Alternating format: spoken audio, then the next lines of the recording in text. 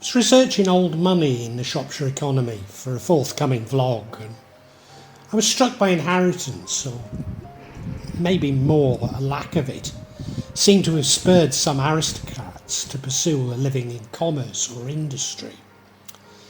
This vlog is simply as an observation, as we're most unlikely to know much about those children who failed to inherit and did not succeed. Although thus Shropshire does have a few notable exceptions, like wild Kynaston. In the past I've commented on folklorist Charlotte Burns' father, Sambrook Thomas Higgins Burn, who was disinherited by his wealthy Staffordshire family. He appears to have been a cadet, that's not first in line, and reacted to this by becoming something of a rake, wasting what little money he had on hunting and drinking.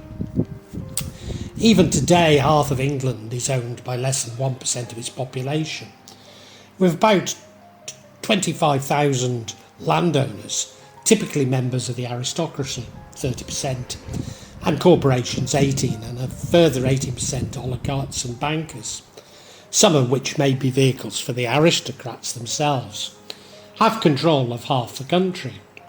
This may be an underestimate, as owners of 70% of England and Wales remain undeclared at the land registry, most of whom are aristocrats, as their estates have remained in the families for centuries.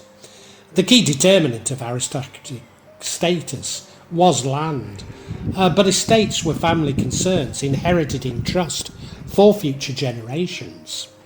Following the Norman conquest, male primogeniture became widespread throughout England, becoming common law with the Magna Carta in 1215, only slightly later than in Scotland. Traditionally in Wales, the Vedotian Code established that land must be partitioned between all sons, and the youngest had a preferential claim to the buildings. Although this gradually gave way to male primogeniture, beginning in the more anglicised lowlands. In theory, patriarchs wanted land and property to be controlled by eldest sons.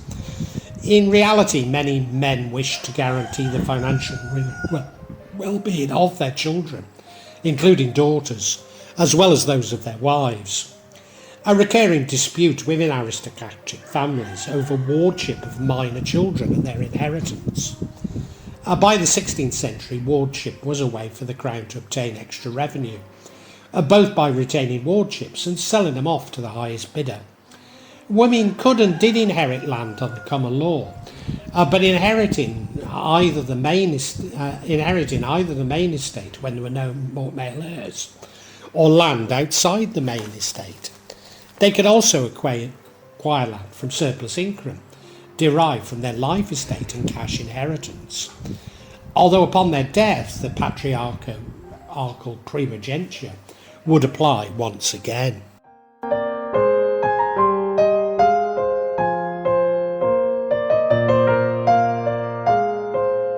Apart from agriculture, the main aristocratic commercial ventures involved working materials on the landed estate, and promoting schemes in which landlords themselves believed to have a particular interest.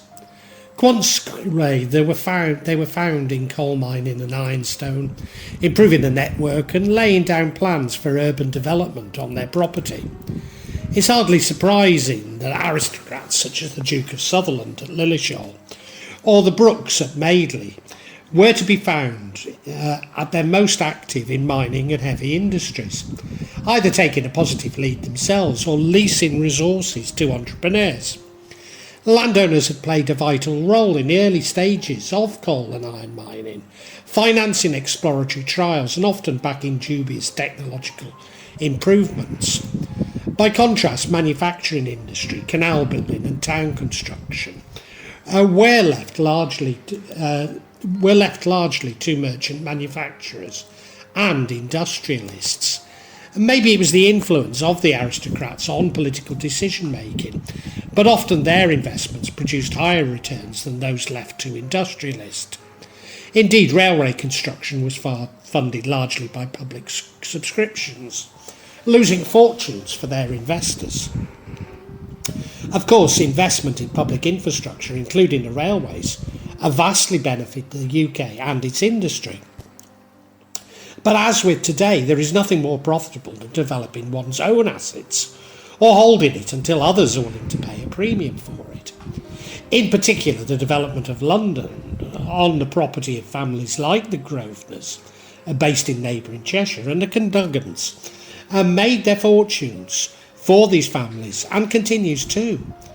Again, as with today, the building of properties for the wealthy is the most profitable, and it's not only in London where aristocrats own the most desirable areas. Another example being the Calthorpes in Birmingham. Even when sold, the land was sold as leasehold, providing a continued income for the aristocratic families, whereas the development of working class areas was often supported by their industrial employers, or later the local corporation. Of course, there's always exceptions to disprove these observations. The development of enterprises such as Seaham, Cardiff, Bam and Barrow. Aristocrats underwrote developments despite the poor returns and used the security of their estates to raise the necessary capital. When they did resort to leasing, as in the heavy industries from the latter years of the 18th century, part of the reason was the enormous capital requirement which it seemed sensible to share. For example, the second Marquis of Bute drew up plans for a new dock at Cardiff in the 1820s. The scheme was so speculative that in his view the only chance of success was to provide the capital himself. Consequently, he mortgaged his Glamorgan estate to insurance companies in order to raise £285,000. Furthermore, as the price of wheat, the main product of estates in the south and east of England, went into decline during the 1820s, there is a consequent increase in marriage by British aristocrats to foreigners, lady chorus, and industrialists, mirrored by a decline in marriages to fellow British aristocrats. Thus, in the 4 decades before the outbreak of World War I, 100 daughters of US business moguls married members of the British aristocracy. In Shropshire, patriarchal primogeniture clearly kept estates intact, even contributed towards their concentration through skillful marriages, such as, it's written Levisons, and before I've said it, called it Levisons, I believe they pronounce it Lewis, such as the Lewises. This undoubtedly provided Shropshire with some highly efficient and profitable estates.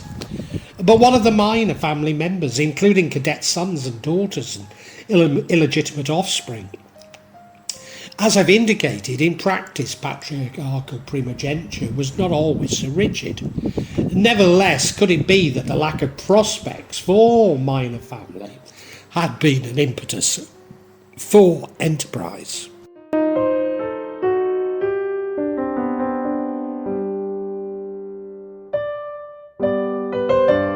One of the earliest examples of second sons pursuing business interests comes unsurprisingly from the Corbet family, Shropshire's oldest and largest aristocratic family, debatably. The Corbets are an aristocratic family of Anglo-Norman extraction, who were amongst the early martial lords, originally holding the barony of Course. Baron Robert Corbet was the 4th Baron of Course. 2 of his younger sons left heirs, Hugh and William. Hugh, probably the Baron's second son, was granted the tithe of lead to Shrewsbury Abbey from the lead mines at Shelve, dated 1220 or 21. Thomas Mackworth founded the Shropshire branch of the family, acquiring Meal Brace just south of Shrewsbury through marriage to a cousin of Lord Zouche. The family were important wool merchants in Shrewsbury. One of his younger sons, John Mackworth, made his way up through the commerce and politics of Shrewsbury, buying Betton at Betton Strange in 1544. William Rowley, after whom house and mansion take their name, was a draper brewer, admitted as a burgess of Shrewsbury in 1594, and to the Drapers' Company in the town in 1597. William Rowley was one of the great wholesalers, or common brewers of the early 17th century Shrewsbury. The growth of this trade had been assisted both by the rise of beer brewing, using hops which encouraged economies of scale, and the greater increase from the mid-16th century in the number of alehouses. He was actually the seventh son of John Rowley, a yeoman from Worfield. Whilst he did make a lot of money from wool and brewing, it would seem that the original fortune came from his marriage to Mary Barrett, a widow of Astley Abbots. Humphrey Kynaston, who died 1534, aka Wild Humphrey Kynaston, was an English highwayman who I've already issued a vlog about. The youngest son of the High Sheriff of Shropshire, he was convicted of murder in 1491. Kynaston later inherited Middlecastle from his father, but he supposedly allowed the estate to fall into disrepair. And nevertheless, his family later became subscribers to the Iron Bridge.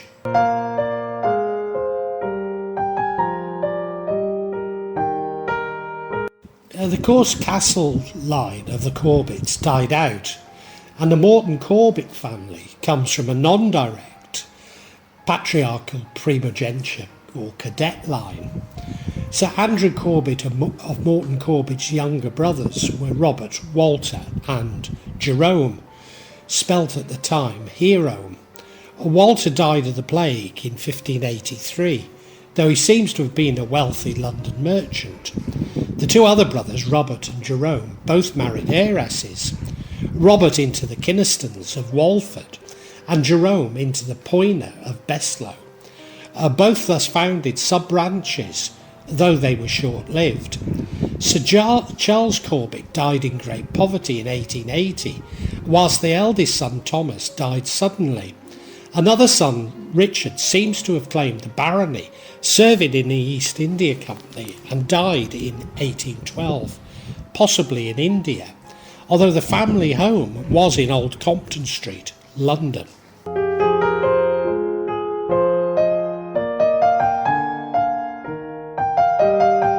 Another minor line of the Corbets was the Leighs of Longner, many of whom sought their fortunes in London, whilst some were merchant adventurers and sailors.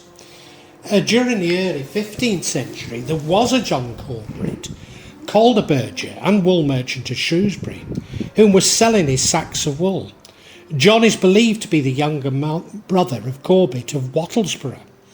A Gabriel Corbet described himself as a gallant and adventurous seaman and spent his life in defence of the kingdom. He petitioned Henry VIII to grant him all the Englishman's privileges.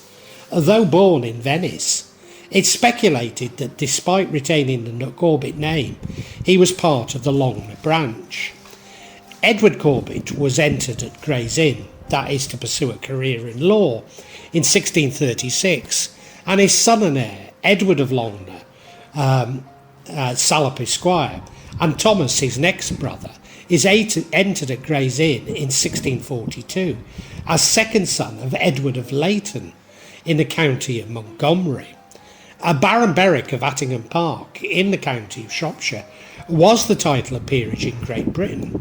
It was created in 1784 for Roland Hill, who'd earlier represented Shrewsbury and Shropshire in Parliament. He was the son of Thomas Hill, originally Thomas Harwood, son of Thomas Harwood, a draper of Shrewsbury, Shropshire. His paternal grandmother was Margaret, daughter of Roland Hill, sister of Sir Richard Hill, and aunt of Sir Roland Hill, first baronet ancestors of the Viscounts Hill. Hill's father had assumed the surname Hill in lieu of a patrimonic on succeeding the Hill estate through his mother. Lord Berwick was succeeded by his eldest son, the second Baron. He died childless and was succeeded by his younger brother, the third Baron.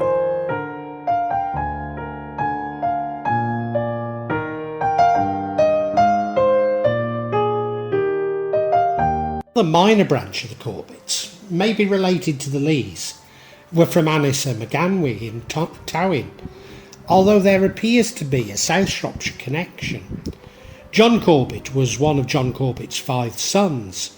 Father and sons engaged in canal and inland navigation trade and owned a fleet of boats running between the Staffordshire district and London, Liverpool, Manchester and other large centres of commercial activity.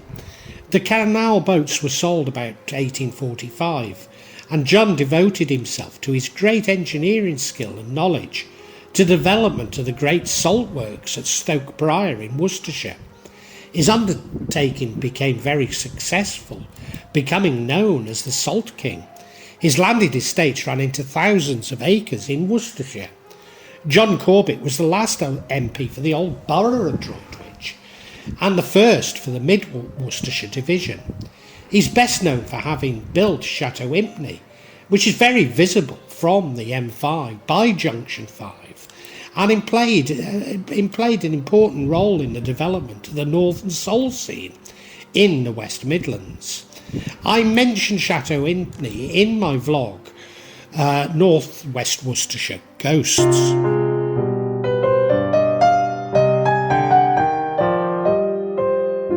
So what of the children born on the wrong side of the blanket?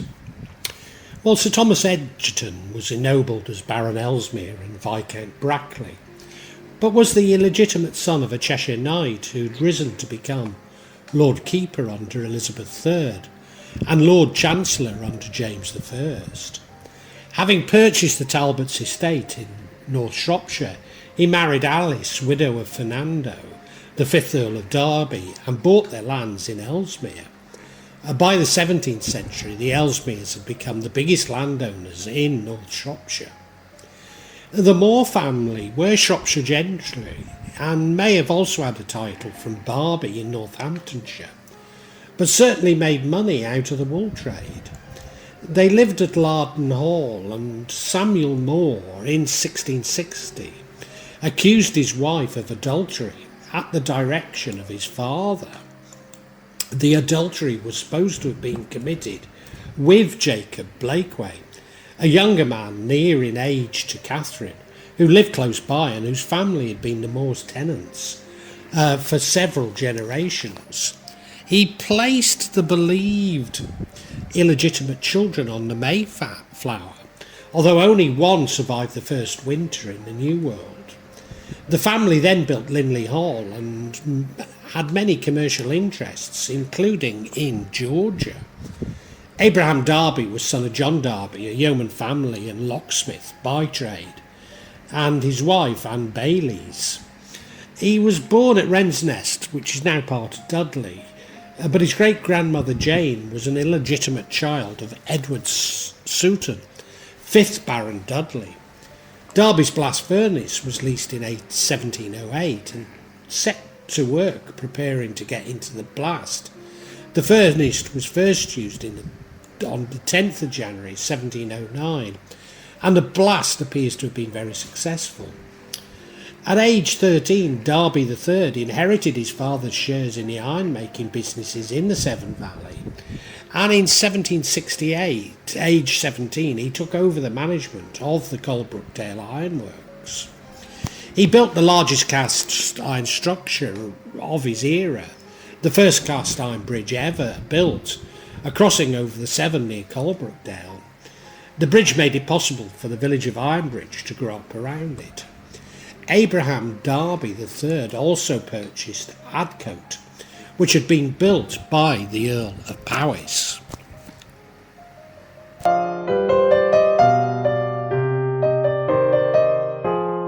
Famous stories of how a female fourth patriarchal primogeniture is that of Bess of Hardwick, although only has links historic to Shropshire from the Talbot line. The 6th Earl of Shrewsbury's second wife, best known as Bess of Hardwick, bought a great deal of real estate into the Shrewsbury estate, and then took it back when the marriage collapsed. The conflict between Bess and George Talbot, the 6th Earl, lasted from 1583 until George's death in 1590. Bess played her role in an unfairly scorned and abandoned wife perfectly, and she managed to become one of England's richest and most influential women in the process. Even though Bess challenged one patriarch, her last husband, she created another patriarch in her son, Sir William Cavendish, the first Earl of Devonshire. In the south and west of the county, vast tracts of land had been bought up by Elizabeth, the widow of Sir William Craven, a Yorkshireman and former Lord Mayor of London. Craven made his money as a merchant tailor and moneylender, and on his death in 1618 had been worth approximately £125,000. Elizabeth Craven was formerly of a Whitmore of Apley Park near Bridgnorth, and in 1622 she bought properties in Oswestry and Ryton that had originally been part of the Earl of Arundel's lordship. Sir Roland Hill, who'd been born around 1492 at Hawkstone, the grandson of Humphrey Hill of Buntingsdale, he became a wealthy merchant adventurer in London, and although may have also traded in wool, he lent money to Henry VIII, and who was deemed to be one of those who was contented to forbear to another day, so far as the king's debts were concerned, and had been made Lord Mayor of London in 1549. Upon his death without issue in 1561, he left the reversion of Crudgington and Kinnersley to his niece, Mary Greatwood, who married Sir Richard and Leveson, but I think it's pronounced Lewis, his other niece, Alice, and her husband, Sir Reginald Corbet, inherited the manors of Stoke-on-Tern, Market Drayton and Charles Arkle, and his nephew, James Barker, was given the manors of Ormond and Walcott.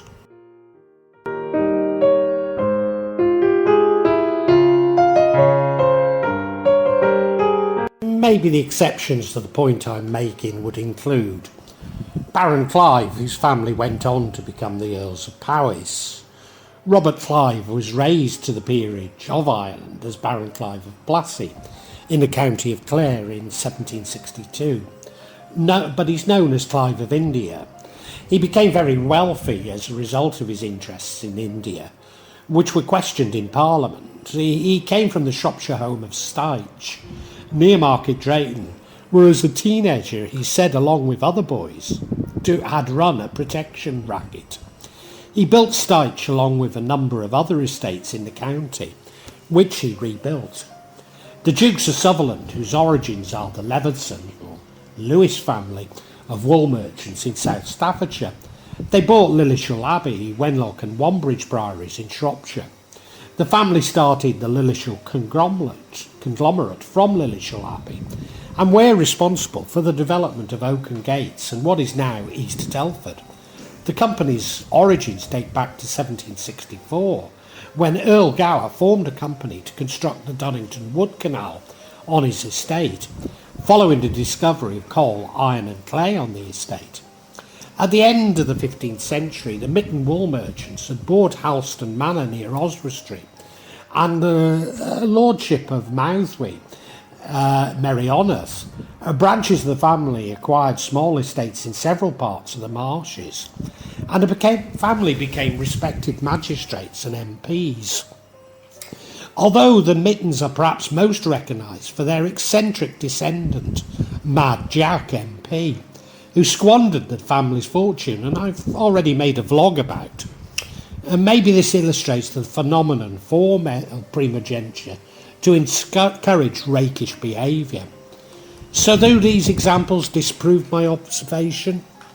Well, maybe not, as there certainly seems to be something about lacking inheritance in providing the incentive for aristocratic children to seek their own fortunes. In Shropshire's case at least, this does seem to have contributed to its economic inheritance.